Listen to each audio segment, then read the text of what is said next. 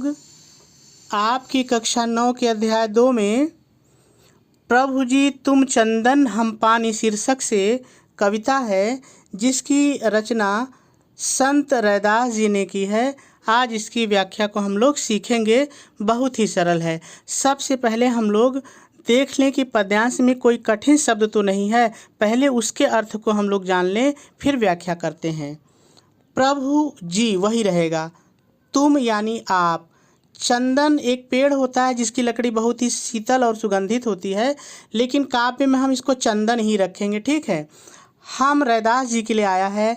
पानी आप जान ही रहे हैं। जाकी मतलब जिसकी या आपकी, ठीक है। हम लोग काव्य में व्याख्या करते समय देखेंगे। अंग अंग अर्थात अंग अंग में। बास माने महक, सुगंध या खुशबू, कोई एक शब्द ले लीजिए। समानी मतलब समा गई है या समाहित हो गई है। प्रभु जी वही रहेगा, तुम यानी आप। घन बन घने काले बादल, घन बन घने काले बादल। हम वही रहेगा। मोरा मतलब मोर, पक्षी होता है वही मोर। जैसे यानी जिस प्रकार। चितवत मतलब देखता है या निहारता है। चंद माने चंद्रमा को। चकोरा यानी चकोर एक पक्षी होता है, ठीक है। प्रभु जी वही रहेगा, तुम यानी प्रभु जी आप। दीपक वही रहेगा, हम वही रहेगा। बाती आप समझ रहे हैं, दिया में जो जलती है वही रहेगी, ठीक है। जाकी माने जिसकी, ज्योति माने प्रकाश। बरय मतलब जलती रहती है या प्रकाशित होती है। दिन राति मतलब रात दिन। प्रभु जी वही रहेगा, तुम यानी आप। मोती आप पहनते हैं जो, वही मोती मोती ही रहेगा। हम वही रहेगा, धागा वही रहेगा। जैसे जिस प्रकार। सोना ही मतलब सोने से, सोना ही मतलब सोना, जो आभूषण बनता है ना वो सोना, गहने वाला सोना, ठीक है। आप सोने वाला सोना मत समझ लीजिएगा। मिलत मतलब मिलता है। सुहागा एक प्रकार का पदार्थ है, केमिकल है, जिससे सोने को शुद्ध किया जाता है और गलाया जाता है, ठीक है। प्रभु जी वही रहेगा, तुम यानी आप। स्वामी वही रहेगा, हम वही रहेगा। दासा मतलब सेवक। ऐसी ऐसी भी कर सकते हैं या इस प्रकार। भक्ति वही रहेगा, करय करता है। रैदासा रैदास। सभी कठिन शब्द हो गए। हम लोग इसकी व्याख्या करें उसके पहले हम लोग संदर्भ और प्रसंग देख लें। सबसे पहले संदर्भ की बात करते हैं। आप संदर्भ हेडिंग डालेंगे और डैश डालकर लिखेंगे,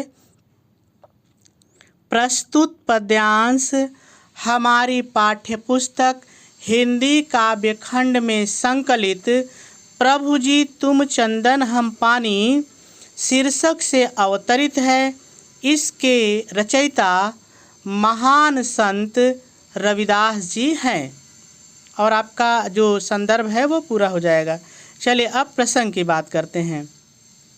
आप प्रसंग हेडिंग डालेंगे और डैश डालकर लिखेंगे, प्रस्तुत पद्यांश में संत रविदास जी अपने आराध्य के प्रति अपनी अनन्य भक्ति को प्रदर्शित किया है। और आपका प्रसंग भी पूरा हो जाएगा। चलिए अब व्याख्या की बात करते हैं। आप व्याख्या हेडिंग डालेंगे और पहले अपनी तरफ से जोड़ के लिखेंगे,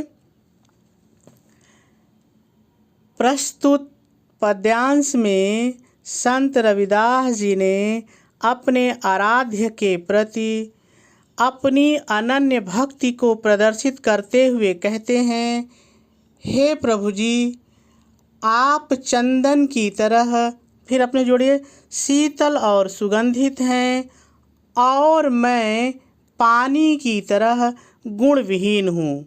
फिर अपने से जोड़िए, किंतु मेरा मन जब से आपकी भक्ति में लगा है। इतना अपने जोड़िए, किंतु जब से मेरा मन आपकी भक्ति में लगा है, आपकी भक्ति की, अपने जोड़े, आपकी भक्ति की सुगंध मेरे अंग अंग में समाहित हो गई है।